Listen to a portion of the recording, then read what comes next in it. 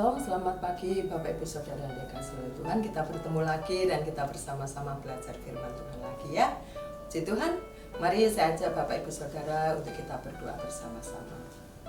Terima kasih Tuhan, hari ini Engkau memberikan kesempatan kami untuk kami bersama-sama belajar firman-Mu dan kami bersama-sama pula Tuhan untuk semakin bertumbuh dalam pengenalan akan firman-Mu lebih dalam lagi. Terima kasih Tuhan. Berikan hikmat-Mu kepada kami supaya kami boleh mengerti dalam pengenalan firman-Mu pada hari ini. Terima kasih Bapa, di dalam nama Tuhan Yesus, haleluya, amin. Puji Tuhan. Bapak Ibu Saudara yang dikasihi oleh Tuhan, dalam kehidupan kita pasti kita ini pernah mempunyai atau berkeinginan untuk mengutamakan sesuatu.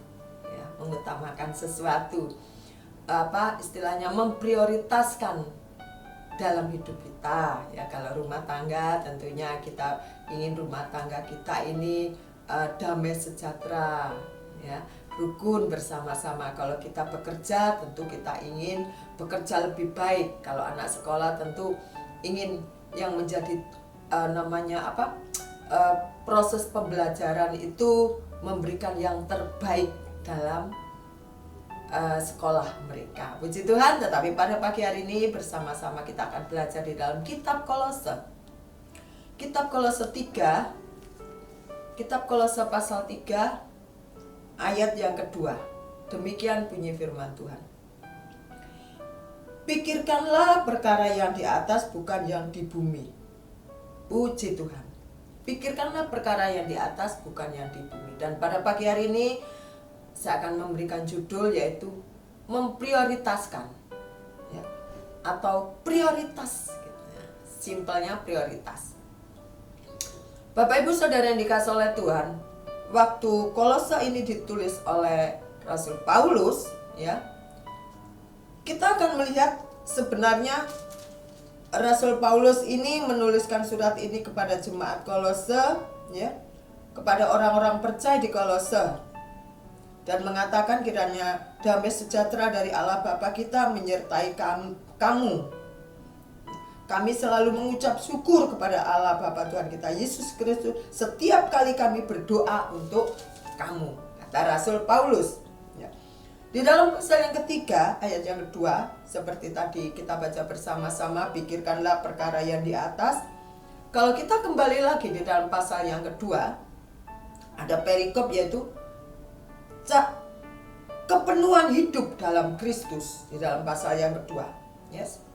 Nah, Bapak Ibu Saudara sekalian dikasihi oleh Tuhan, ada di sini dikatakan ya, hendaklah kamu berakar di dalam Dia.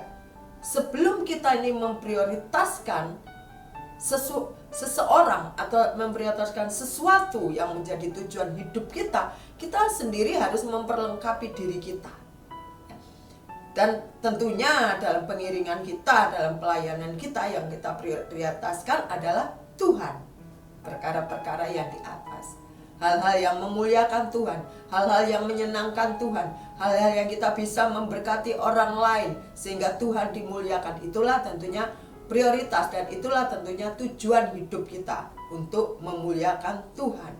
Sebelum diri kita siap untuk menjadi saluran berkat, sebelum diri kita memberkati orang lain, tentunya kita harus memperlengkapi diri kita ya, supaya kita benar-benar kuat, supaya kita tidak mudah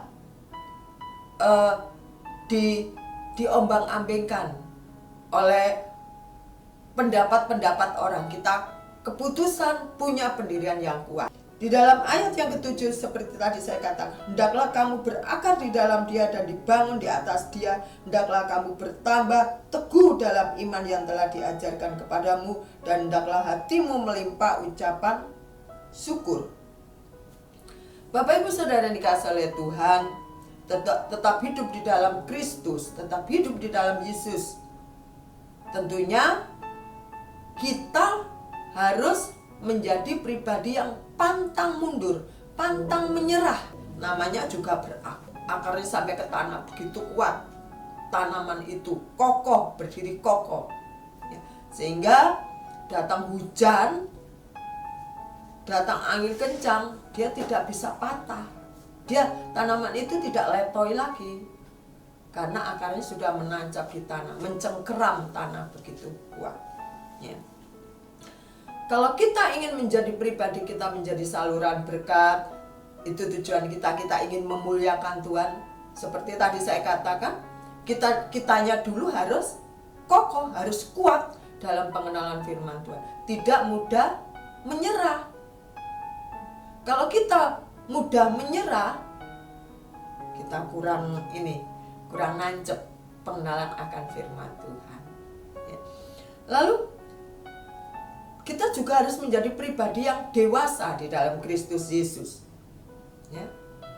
Pribadi yang dewasa, tentunya kita ini dibangun di dalam kebenaran firman Tuhan.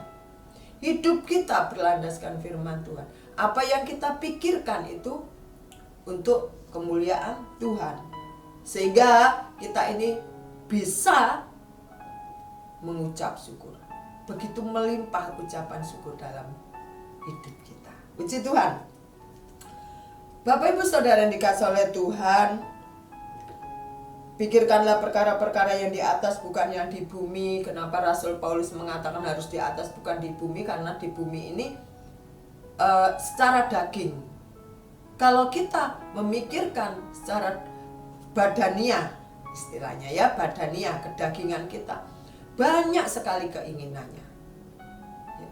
Sudah dapat 1 minta 2, sudah dapat 2 minta 3, sudah dapat 3 minta 4. Dan itu tidak akan ada habis-habisnya, tidak ada puas-puasnya.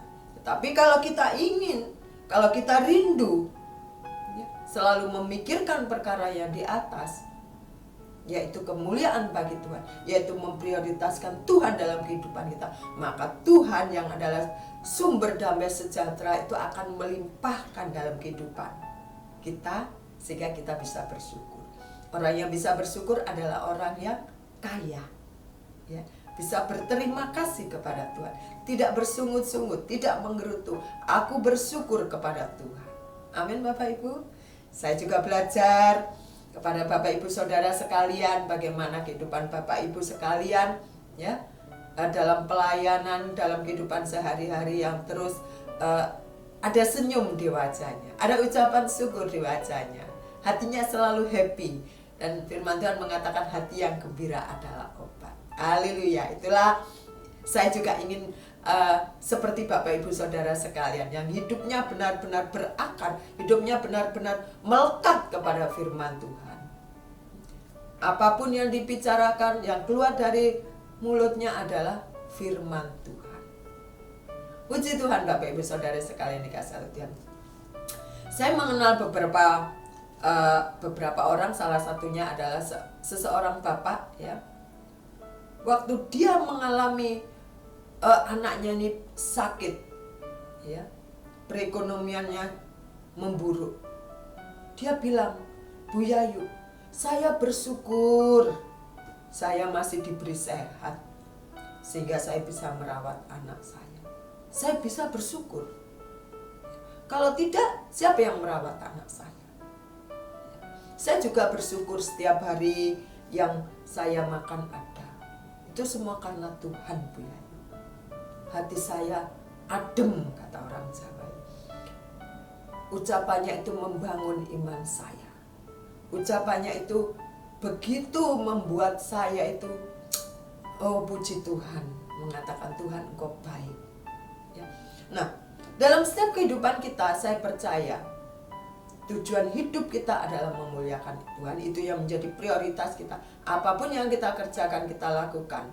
Dan yang terjadi dalam kehidupan kita, gelombang pasang surut, kita ingat Tuhan, maka kita bisa menghadapinya dengan legowo, dengan kekuatan yang daripada Tuhan.